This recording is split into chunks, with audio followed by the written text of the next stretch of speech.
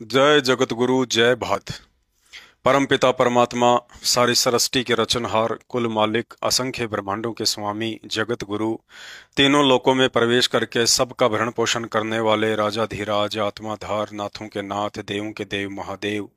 सर्वेश्वर महेश्वर, मृत्युंजय, अजरो अमर, आदि अनादि, सनातनी प्रभु, जगत पिता जगदीश्वर, श्री श्री 1008 की उपाधि के वास्तविक अधिकारी, अकाल मूर्त शब्द स्वरूपी राम वासुदेव, सर्वगतम ब्रह्म, परम पूज्य, प्रथम पूज्य, परम संत, परम पुरुष, परम धनी, परम दयालु, सत्य कबीर, हक्का कबीर, अल्लाहु अकबर, बाखबर, अल्लाह ताला,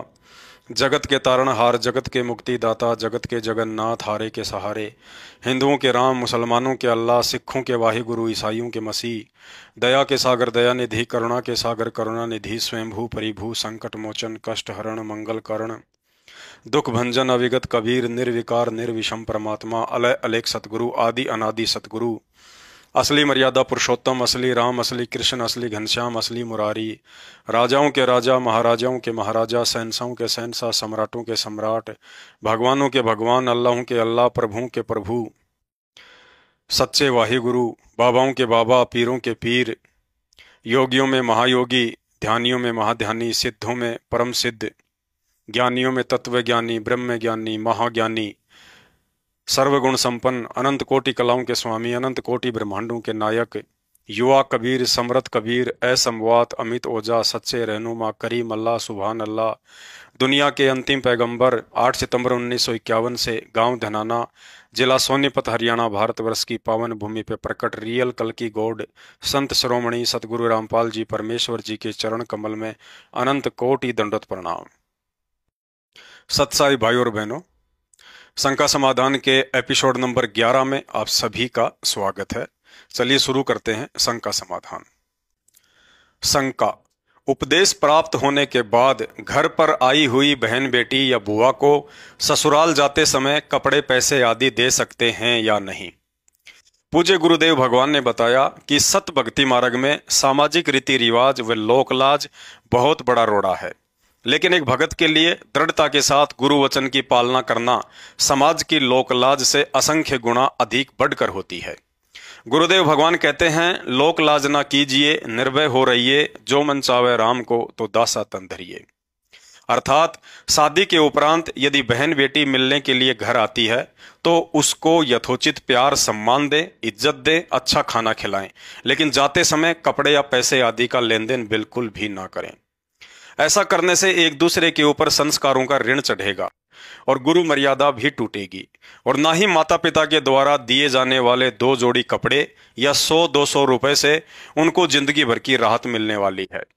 गुरुदेव भगवान ने बताया कि शादी के बाद बहन बेटी का अगले परिवार व पति से एक नया संस्कार जुड़ जाता है। उसके बाद माता पिता को किसी भी तरह की दखल अंदाजी नहीं करनी चाहिए। यदि बहन बेटी नाम उपदेशी है और भक्ति करेगी तो परमात्मा सदैव साथ रहेगा, हर आपत्ति में सहयोग देगा। और यदि परमात्मा की शरण में नहीं है तो माता पिता की लाख कोशिशों के बावजूद भी उसे अपना संस्कार ही मिलेगा। सीता का उदाहरण देते हुए गुरुदेव भगवान ने बताया कि जब श्री रामचंद्र जी के साथ सीता जी वनवास में कष्ट भोग रही थी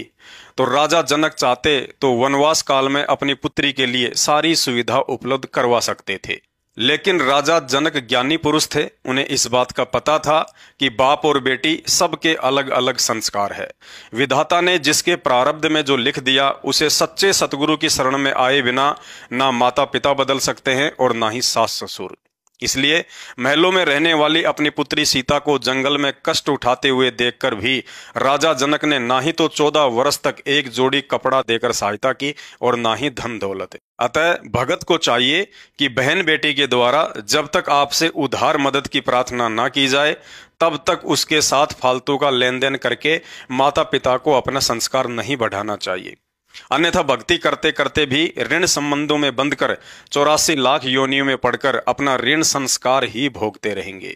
कभी बेटी बैल बनेगी तो बाप किसान, और बाप से लिया हुआ वह सारा ऋण खेत में सारा दिन धूप में काम करके चुकाती रहेगी।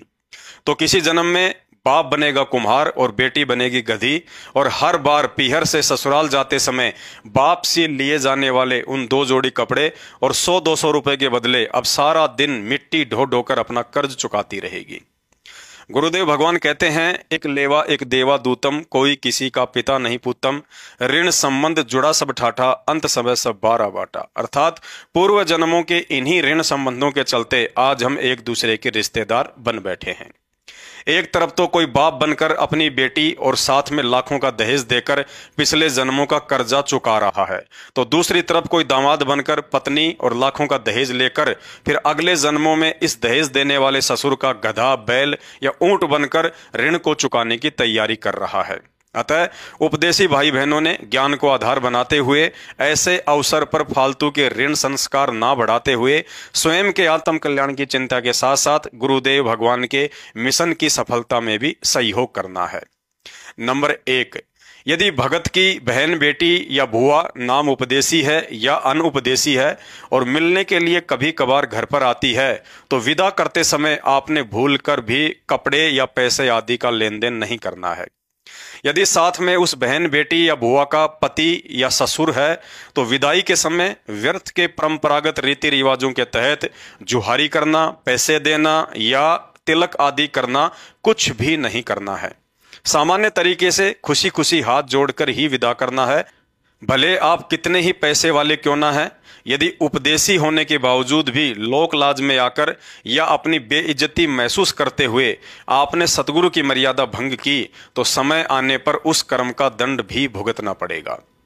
ध्यान दें, सन 1994 के आसपास जब गुरुदेव भगवान ने भक्ति मार्ग की शुरुआत की थी, तो उस समय भगत आत्माएं इस तत्व ज्ञान को इतनी गहराई से ना समझ पाने की कमी के चलते इन व्यर्थ की परंपराओं व सामाजिक कुरीतियों से संघर्ष नहीं कर पा रही थी। इसलिए गुरुदेव भगवान ने उन आत्माओं को हल्की सी छूट देते हुए कहा था कि यदि आपकी बहन, बेटी या बुआ अनुपदेशी है और लेन देन के लिए जिद करती है, या फिर आप भगत होने के बावजूद भी लोक लाज या शर्मा शर्मी के कारण उन्हें मना करने की हिम्मत नहीं कर पाते हैं, तो विदाई के समय उन्हें सिर्फ एक जोड़ी कपड़ा दे सकते हैं, लेकिन पैसे का लेन देन बिल्कुल भी ना करें। क्योंकि आपके द्वारा दिए गए पैसे का यदि बीड़ी, सिगरेट, शराब, तंबाकू, मांस आदि में गलत प्रयोग हुआ, तो उसका दोष सीधा सीधा आपको भी लगेगा और साथ में गुरु वचन तोड़ने से मर्यादा भी खंड होगी। लेकिन भाइयों और बहनों, आज गुरुदेव भगवान के द्वारा इतना ज्ञान और समाधान देने के बावजूद भी यदि हम उस 1994 वाले ऑप्शन का नाजायज फायदा उठाते हैं, तो ये बात गुरुजी को दुखी करने के समान है। अतः अनुपदेशी बहन, बेटी या बुआ को प्यार प्रेम से अपनी भक्ति व मर्यादाओं के विषय में समझाना होगा। यदि वो नहीं मानती है, तो फिर आपने भी उनकी जिद के आगे अपने गुरु भगवान के वचन को हरगिज नहीं तोड़ना चाहिए, चाहे वे नाराज हों या खुश रहें। गुरुदेव भगवान कहते हैं, कुल करणी के कारण हंसा गया बिगो, तब यो कुल के कर लेगा जब तू 4 पाया का हो। अर्थात यदि आज हम लोकलाज में आकर इन रिश्तेदारों की जिद व व्यर्थ की परंपराओं के आगे झुककर कल को मरने के बाद जब पशु बनकर कष्ट उठाएंगे, तो उस समय ये रिश्तेदार हमारी क्या मदद कर पाएंगे। मदद तो गुरुदेव भगवान ने ही करनी थी, लेकिन उनको हमने अपनी नासमझी और उन रिश्तेदारों की जिद के आगे मर्यादा तोड़कर नाराज कर डाला। नंबर 2, यदि अनुपदेशी बहन, बेटी या रिश्तेदार जब कभी मिलने आए और साथ में कुछ फल या मिठाई लेकर आते हैं, तो प्रेम पूर्वक उन्हें अपनी भक्ति मर्यादाओं के विषय में बताकर मना करें कि गुरु मर्यादाओं के चलते आपके द्वारा लाई गई कोई भी खाद्य सामग्री ना ही तो स्वीकार कर सकते हैं और ना ही प्रयोग कर सकते हैं, और कहें कि आप मिलने के लिए आ गए हैं, इससे बढ़कर मिठास किसी भी फल या मिठाई में नहीं है। यदि फिर भी काल प्रेरणा से वह रिश्तेदार 2 बातें सुनाकर या नाराजगी जाहिर करते हुए फल या मिठाई को रखने की जिद करता है, तो ऐसी स्थिति में आपने बिल्कुल भी दबाव में नहीं आना है। आप भी प्रेम पूर्वक उन्हें स्पष्ट कहें, यदि आप इन फलों के बदले जितनी इनकी कीमत है उतना पैसा लेना स्वीकार करते हैं, तो ही हम इन्हें स्वीकार करेंगे, अन्यथा बिल्कुल भी नहीं, चाहे नाराज हों या खुश रहें। भाई और बहनों, अब हम किसी भी कीमत पर अनुपदेशी व्यक्ति से फ्री में कुछ भी लेकर अपने गुरुदेव भगवान को नाराज नहीं कर सकते। रही बात उनके द्वारा लाई गई मिठाई की, तो मिठाई चाहे देसी घी से ही क्यों ना बनी हो, ना ही स्वीकार करनी है और ना ही गुरुदेव भगवान को भोग लगानी है। यदि वह रिश्तेदार मिठाइयों के बदले पैसा लेना भी स्वीकार करे तो भी मिठाइयां हमने कतई स्वीकार नहीं करनी है, क्योंकि साध संगति से जुड़े हुए भाई बहन बाहर की मिठाई बिल्कुल भी प्रयोग नहीं करते हैं। कभी इच्छा हुई तो घर पर बनाकर गुरुदेव भगवान को भोग लगाकर ही ग्रहण करते हैं। यदि वह रिश्तेदार पैसे भी नहीं लेता है और फल या मिठाई भी वापस नहीं लेता है तो ऐसी स्थिति में भगत को दोष नहीं लगता है, क्योंकि उन वस्तुओं को हमने अपनी तरफ से स्वीकार नहीं किया है तथा उन फल या मिठाइयों को घर के पशु पक्षियों को ना खिलाकर बाहर घूम रहे अन्य पशु पक्षियों को खिला सकते हैं। यदि आप नए नए भगत हैं, ज्ञान को अच्छे से समझ नहीं पाए हैं या ऐसी स्थिति में रिश्तेदारों को मना करने से थोड़ा बहुत कतराते हैं, तो गुरुदेव भगवान ने बताया कि उन फलों को अच्छे से धोकर सर्वप्रथम अपने गुरुदेव भगवान को भोग लगाकर ही ग्रहण करें और रिश्तेदार को भी खिलाएं तथा उन फलों के बदले कुछ 100 या 200 रुपए गुरुदेव भगवान को दंडवत करके दान रूप में संकल्प कर दें, या हो सके तो वह पैसा अपनी मर्यादाओं के विषय में समझाकर उन रिश्तेदारों को दे दें। ध्यान रखें, नए भक्तों के लिए फलों को स्वीकार करने की यह प्रक्रिया सिर्फ पहली बार के लिए है। अब यदि पता चलने के बाद दूसरी बार भी वह रिश्तेदार वही गलती करता है तो आपने किसी भी कीमत पर उनके फल आदि को स्वीकार नहीं करना है। बाकी यह आपके ज्ञान आधार व समझ पर निर्भर करता है कि आपने उन फल या मिठाइयों को खाना है या नहीं। दास तो ना ही हरगिज स्वीकार करेगा और ना ही खाएगा, क्योंकि सच्चे सतगुरु की शरण में आने के बाद सतगुरु की प्रसन्नता के अलावा किसी की नाराजगी या खुशी भगत के लिए कोई महत्व नहीं रखती है। गुरुदेव भगवान ने बताया कि अनुपदेशी व्यक्ति के ऊपर 3 लोक का भार चढ़ा होता है। वह चाहे कितनी ही ईमानदारी या नेक नीति से काम धंधा क्यों ना करता हो, चाहे नशा या मांस का सेवन भी ना करता हो, परंतु पूर्ण सतगुरु की शरण में आकर यदि सच्चे नाम का जाप नहीं करता है तो वह व्यक्ति परमात्मा का अपराधी है। अतः हमने किसी भी सूरत में भावनाओं में बहकर दबाव या लोकलाज में आकर मर्यादा खंडित नहीं करनी है। नंबर 3, यदि बहन बेटी बुआ या कोई भी रिश्तेदार सतगुरु रामपाल जी भगवान से उपदेश प्राप्त है और कभी कभार मिलने के लिए आते हैं या साथ में कुछ फल आदि लाते हैं तो उन्हें स्वीकार कर सकते हैं, क्योंकि ऐसी स्थिति में उपदेशी का उपदेशी पर भार नहीं चढ़ता है। या वैसे भी उपदेशी भाई बहन खाने पीने या अन्य वस्तुओं का आपसी लेन देन कर सकते हैं। नंबर 4, यदि उपदेशी या अनुपदेशी बहन बेटियां या कोई भी रिश्तेदार पारिवारिक दृष्टि से कमजोर हैं तथा आपसे पैसे वस्त्र या अनाज आदि की मदद मांगते हैं और यदि आप सक्षम हैं तो गुरुदेव भगवान ने बताया कि आप सोच समझकर उधार रूप में पैसे वस्त्र या अनाज देकर उनकी मदद कर सकते हैं। बदले में ब्याज आदि बिल्कुल भी नहीं लेना है। इतना अवश्य ध्यान रखें कि उनकी जरूरतें जायज होनी चाहिए।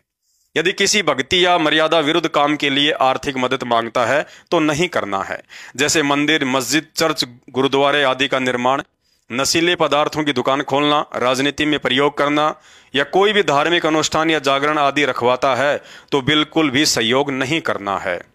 इसके अलावा बच्चों की फीस, अनाज या पशुओं का चारा खरीदना, बच्चों के लिए कपड़े, मकान निर्माण, नल या ट्यूबवेल लगवाना आदि में उधार देकर मदद कर सकते हैं। यदि वह रिश्तेदार किसी भी कारणवश आपका उधार का सामान या पैसा समय पर नहीं दे पा रहा है या मना कर देता है तो पैसों को लेकर आपने उनसे मन मुटाव या लड़ाई झगड़ा बिल्कुल भी नहीं करना है। ऐसा करने से भगत की मर्यादा टूटती है और मानसिक तनाव के चलते भजन में भंग पड़ता है। इसलिए उपरोक्त सभी बातों को मद्देनजर रखकर सोच समझकर ही मदद करें, अन्यथा हाथ जोड़कर प्रेम पूर्वक मना कर दें। यदि किसी विशेष कार्य या मजबूरीवश उपदेशी भगत को किसी रिश्तेदारी में जाना पड़ जाता है तो बच्चों के लिए कुछ फल आदि लेकर जा सकते हैं और उस घर में रात्रि विश्राम करना पड़ जाए तो ध्यान रखें, यदि उस घर में मांस या शराब का सेवन होता है तो भूल कर भी अन्न जल ग्रहण ना करें। यदि कोई शराबी या मांसाहारी नहीं है तो ऐसी स्थिति में आप जी भोजन करने से पहले अन्न देव की छोटी आरती व भोजन के बाद अन्न देव की बड़ी आरती या गुरुदेव भगवान को भोग की आरती के साथ भोग लगाकर ही अन्न जल ग्रहण करें। अन्यथा रिश्तेदारी में सुबह जाएं और शाम तक वापस आ जाएं तथा पानी की बोतल साथ में लेकर जाएं तथा रिश्तेदारी से वापस आते समय आपने बहन, बेटी, बुआ या किसी बालक के हाथ में पैसे आदि कुछ नहीं देना है। यदि आपके द्वारा दिए गए पैसे का दुरुपयोग हुआ तो उसमें आपको भी दोष लगेगा और गुरुदेव भगवान का वचन भी भंग होगा। भाइयों और बहनों, हो सकता है आज इस संघर्ष की बदौलत आपको थोड़ा बहुत अपमान या हल्की फुल्की नाराजगी भी सहन करनी पड़ सकती है, परंतु भविष्य में इसका फल बहुत ही मीठा होगा। जब परमात्मा का ज्ञान घर घर पहुंच जाएगा, उस समय यही रिश्तेदार जो आज हो सकता है आपका अपमान कर रहे हों, लेकिन कल को आपके संघर्ष के लिए सम्मान भी देंगे। अतः हर स्थिति में अपनी भक्ति मर्यादाओं को बनाकर रखना है। तो शंका समाधान में आज केवल इतना ही। शंका समाधान के और अधिक वीडियो देखने के लिए हमारे Facebook page Pavan Das is live Manav Dharmi Pavan दास को फॉलो करें। वीडियो अच्छा लगे तो शेयर करें। बंदी छोड़ सतगुरु रामपाल जी परमेश्वर जी की जय हो।